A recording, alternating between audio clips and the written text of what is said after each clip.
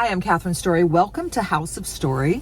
And this is part of my series about Laguna Beach, growing up here, and the fashion inspiration that part of my fashion journey. One of my first memories was walking into Sound Spectrum with what was there, what I now know, was silk, hand-dyed, tie-dyed velvet pieces. And at the time all I knew was that it was tie-dyed, but it was just that feeling where my heart dropped. And so I know Edith, and I'm actually going to see her at her studio. I've never been to her studio, and find out a little bit about her journey. So thanks for coming with me. How are you? I'm good. I'm so happy that you would take this time to talk with me and the people that are interested in the Laguna in the 70s and the art and fashion. And I would just love to know how you started, because you are one of my first amazing memories. Oh, that's so nice, Catherine. Thank you. Thanks for thinking of me. How did you start? I found you in Sound I Spectrum. think I started really by watching movies when I was a little girl. Old movies. I like the 40s, 30s, Art Deco. Just the glamorous side of life. That's what I liked. You like the glamour of Yeah. the Art Deco Yeah, era? and then I think from there, just doing art projects in school, I just leaned towards my art education more than academic. And did you go to school for fashion?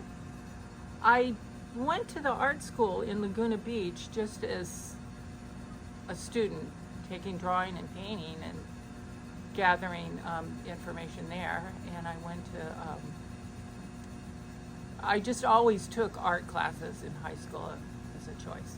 So my biggest question is, because of the velvet that really just got to me so hard.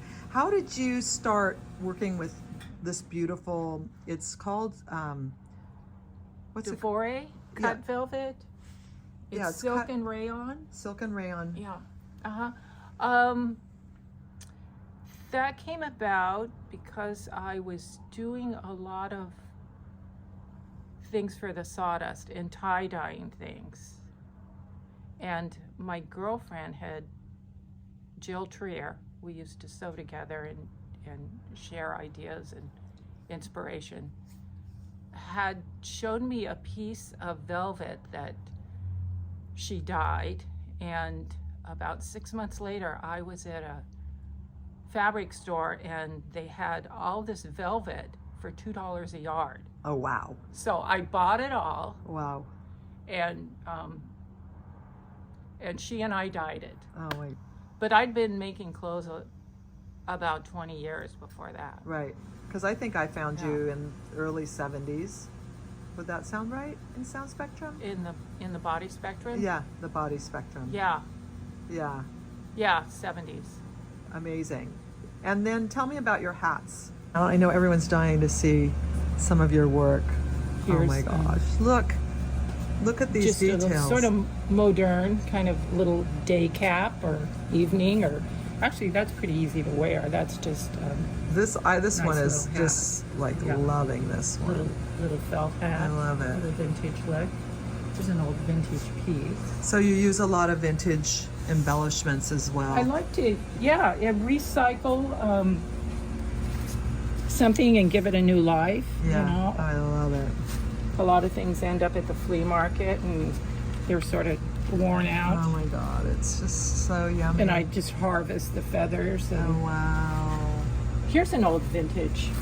This is a vintage brocade fabric. I re-dyed it and this little, it's almost bead-like. Yeah. Wow. Isn't that cute? It's just gorgeous. They're just gorgeous. And show these. Oh, look at these. I want one in every color. Yeah, these are fun to wear. So they're vintage. They're vintage from 50s. Cotton. These are cotton. Because if they weren't cotton, they wouldn't dye correctly, they right? wouldn't dye. Yeah. No. Wow. Amazing. And how long does it take you to make a hat like this? Gosh, you know, there's 35 pieces in this hat. Wow. There's stuffing and interfacing and Wow. And you taught yourself lining. how to make these. Yeah, I just figured out a little pattern. It's so basic. Wow, but they're beautiful. These are all lined up in groups of colors that I want to make hats out of these and use these colors together. So I would, you know, there's probably 150 hats right here. Wow. That could be made. So if there's and that 30 I could just do without even thinking, because you had the fabric organized. So if there's 35 pieces, would you just cut?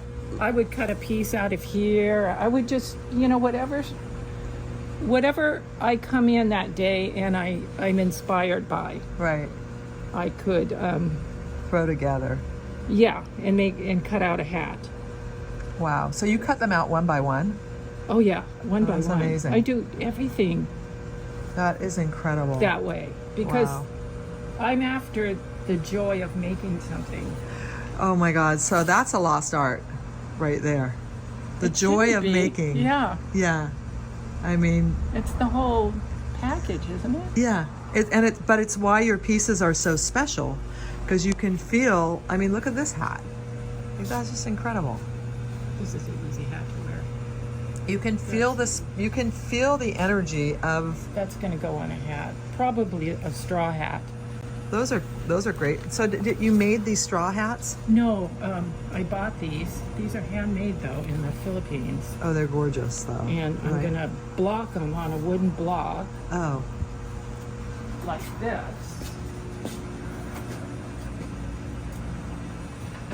This is a hat block.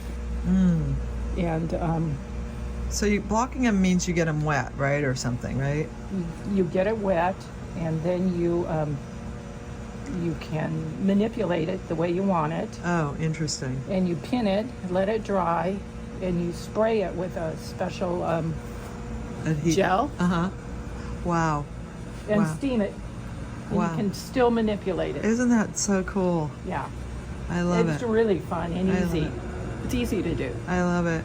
So there's a special energy in this studio, and what do you think that is? I think you just have to, I think for me, I kind of tap into my own creativity.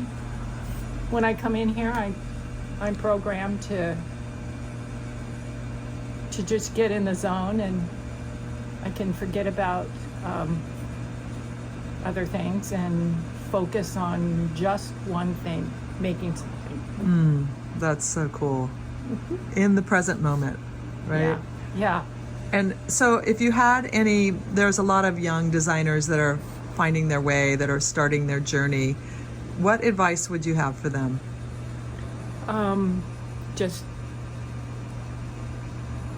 Just make your heart's delight.